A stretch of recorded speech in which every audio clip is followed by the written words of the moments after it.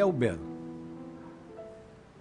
O belo, há um belo universal. O meu belo diverge do seu belo, do outro belo, né? Eu me lembro de uma passagem de um grande escultor maranhense que teve um momento celebrado no país, chamou-se Celso Antônio de Menezes, que ele fez uma estátua do trabalhador por encomenda do presidente Dutra, para ser entronizada em frente ao Ministério do Trabalho. Era uma estátua de 3 metros de altura, de pedra. É uma estátua de 3 metros de altura de pedra, aonde ele fez o trabalhador como ele viu. Ele fez na figura do estivador do porto, de Cais do Porto, que nós víamos muito no Maranhão, inclusive. Ele fez o seu trabalhador. Um homem atarracado, com a fisionomia de um homem cafuso, que era o tipo que se via no Cais do Porto, entroncado, com um saco de aninhagem à cintura. E aí ele elegeu isso como a figura do trabalhador. E ela teve uma reação muito grande na época, porque na época o que se cultivava era a figura helenista, né?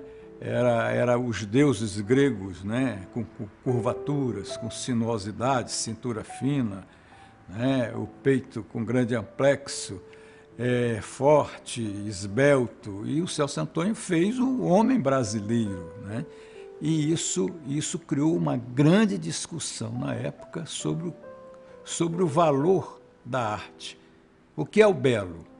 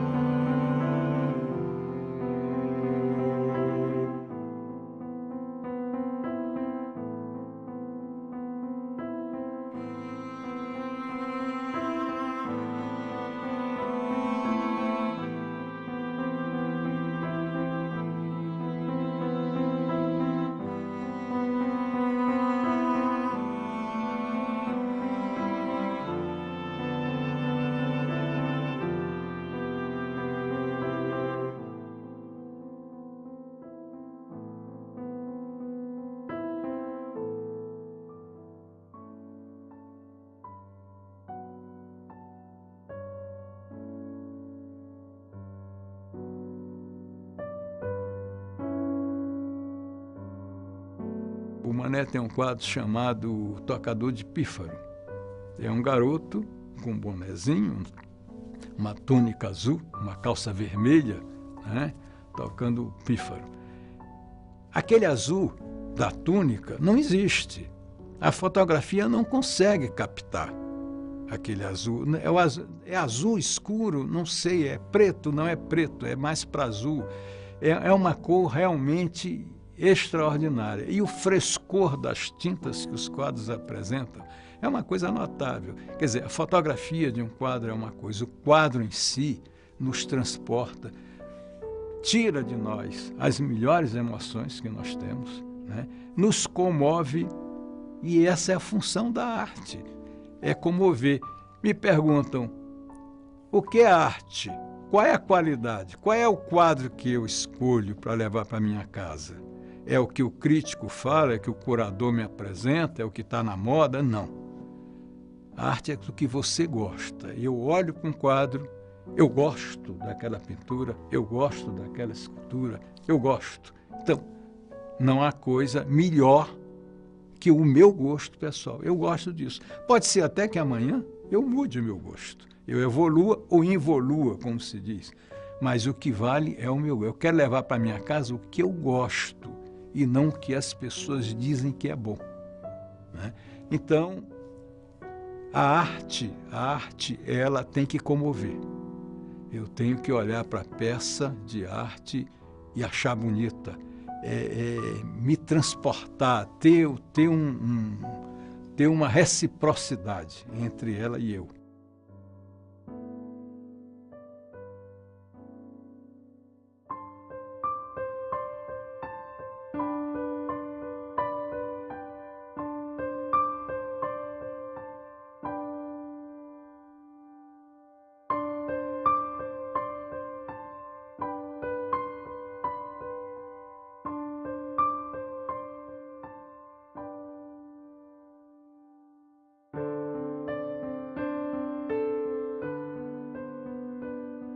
O artista maranhense nasce de um grande autodidatismo, uma grande sensibilidade.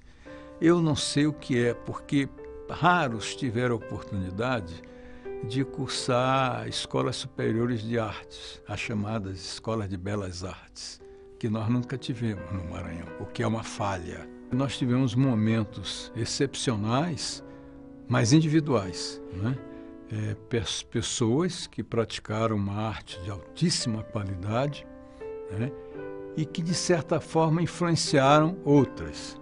E depois houve um hiato, né? No século XX, nós tivemos 2 ou 3 grandes hiatos. E agora também tivemos, né? No século XXI. Século XXI, nós iniciamos, ou melhor, fim do século XX, a década de 90, foi uma década que aconteceu muita coisa importante na arte. Nesse cadinho, nessa efervescência cultural, entra e sai muita gente. Alguns são passageiros, entram e desaparecem. Outros se fixam e melhoram e se tornam mais conhecidos. E outros apenas por diletantismo, por hobby, fazem arte. Então, é muito difícil hoje, embora com os meios de comunicação que nós temos no país, né, mas nós temos uma dificuldade muito grande. Quem são os artistas? Eu tenho perguntado para muitas pessoas que trabalham com arte, quem são os novos que estão aparecendo, que estão surgindo, que estão se consolidando? Ninguém sabe direito, né? Tudo muito difuso.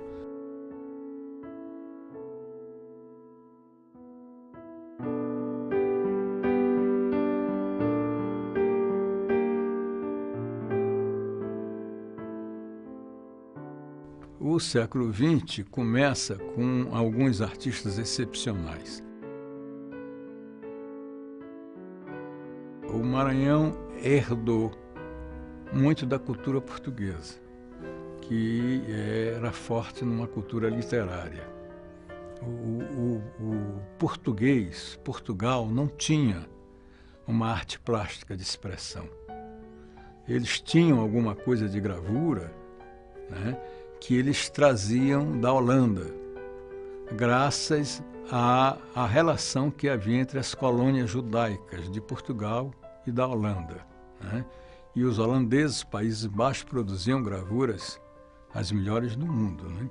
Então Portugal tinha gravuras, mas veja só, as nossas casas coloniais do Maranhão tinham adornos franceses, peças de porcelana, tinha pequenas estatuetas, tinha gravuras, né?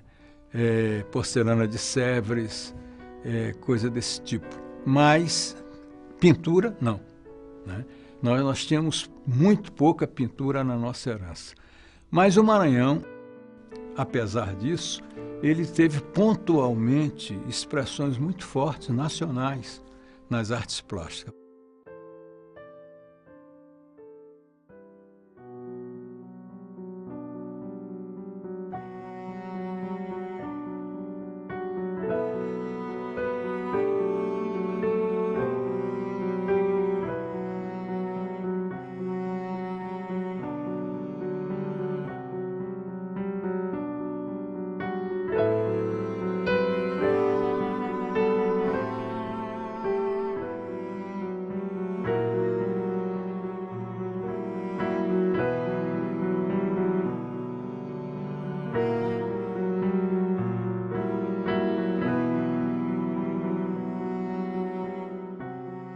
O artista, ele busca obsessivamente o seu belo, que muitas vezes não é o belo da época, nem é o belo dos outros, né?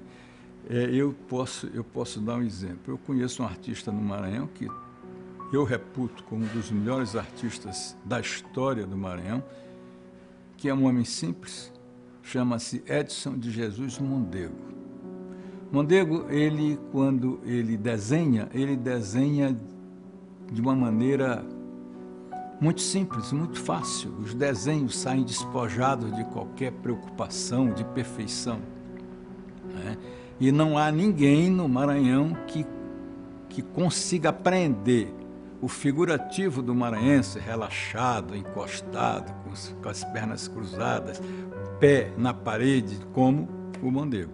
Mas o Mondego, quando pinta, ele busca a perfeição. Então ele pinta, ele repinta, ele apaga a tela, ele pinta de novo. Me disse uma vez a mulher dele, na época, que ele acordava 3 horas da manhã, ia para a sala onde tinha aquela pintura e ficava procurando as imperfeições do trabalho dele mais do que as perfeições. Aí retocava e nunca estava satisfeito. Quer dizer, é uma procura obsessiva pelo belo, né? Esse é o artista convicto do seu dom, que quer fazer o melhor, sempre o melhor. Outros não, outros se satisfazem rapidamente, acham que aquilo está no ponto e abandonam, né?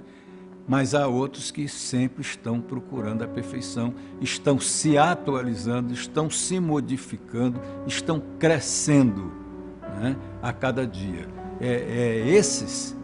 Esses personagens artísticos que nós devemos respeito, devemos registro, devemos homenagem, que eles é que levam a arte ao sublime.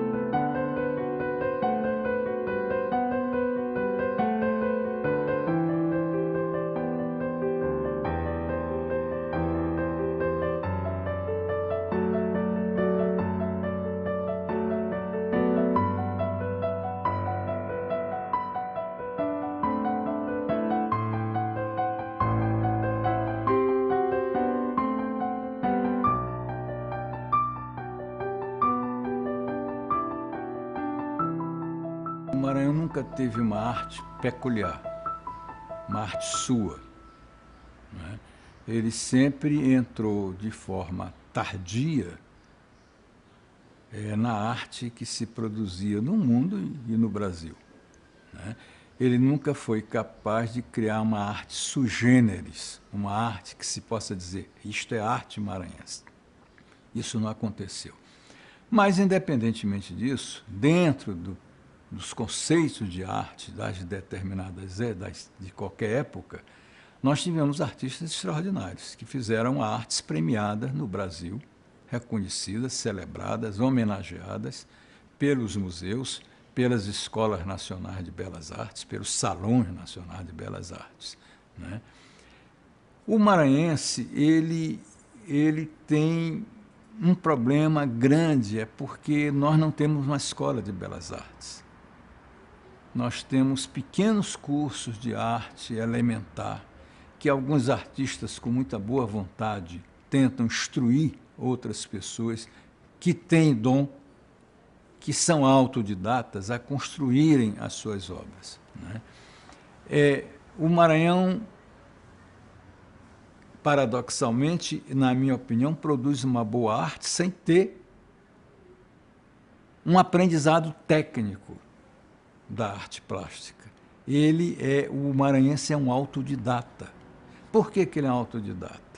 E por que o maranhense quase sempre está em São Luís e não em outros pedaços do território maranhense? Porque São Luís é um convite à pintura, São Luís é um convite ao desenho, São Luís com a sua natureza costeira, com seu mar, São Luís com a sua cultura popular, São Luís com seus prédios coloniais, né? Com seu patrimônio arquitetônico riquíssimo, né? Ele disputa com a obra divina de Deus o privilégio dos artistas. Os artistas pintam as ruas, pintam as serralherias, pintam os cantos, pintam os telhados, pintam os prédios, pintam as pessoas da cultura popular, pinta o figurativo riquíssimo que existe em São Luís, o pregoeiro, o picolózeiro, o vendedor de pipoca, enfim, esse tipo comum do cotidiano que nós encontramos a cada hora, ele desperta no artista um interesse muito grande que nós não desperta o interesse, a não ser a pipoca, o manoê, o comestível, o alimento que ele vende. Mas o artista não vê isso, o artista vê a figura humana. Então, São Luís é um convite à pintura.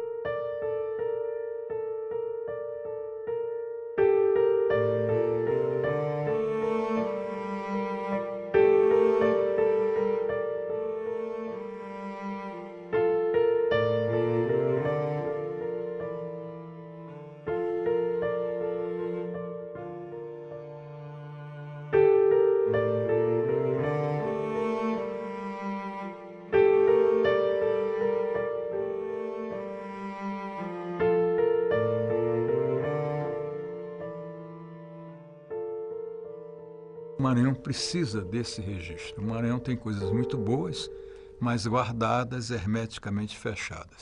Seria importante recuperar esse acervo, tratar, consolidar, registrar, digitalizar tudo isso, porque isto é a arte maranhense mais legítima, orgulho do povo do Maranhão.